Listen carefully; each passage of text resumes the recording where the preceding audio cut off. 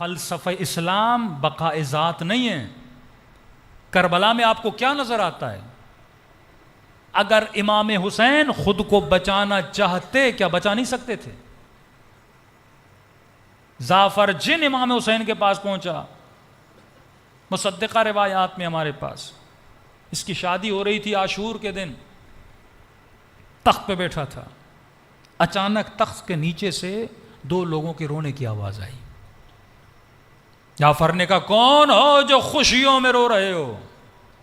دو جن نکلے، کہ سردار ہم آ رہے تھے آپ کی شادی کے لیے، کربلا میں ہم نے دیکھا کہ ہمارے مولا کے بدن پہ زخم لگے ہیں۔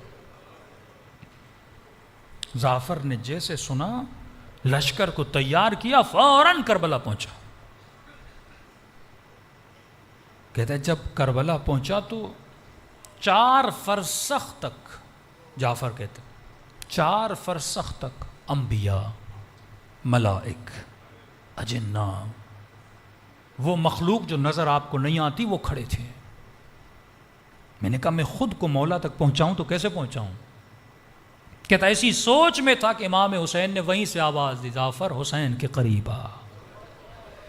کہ جب مولا کے قریب گئے، میں نے کہا مولا اذن دیں، اجازت دیں، میں ان سب کو تہس نہس کر دوں۔ مولا فرماتے میں اجازت نہیں دے سکتا۔ کہ مولا کیوں؟ کہ خلاف عدل ہے جعفر، تو ان کو دیکھ رہا ہے وہ تجھے نہیں دیکھ رہے۔ کہ مولا انسانی بھیس میں آ کے کروں گا۔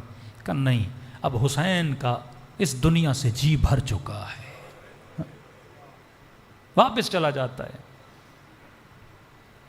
گھر آتا ہے تو آہو بکا، ماں پوچھتی ہے رو کیوں رہے ہو؟ کہتے کربلا میں میرے مولا حسین کے ساتھ یہ حالات دیکھ کر آیا ہوں۔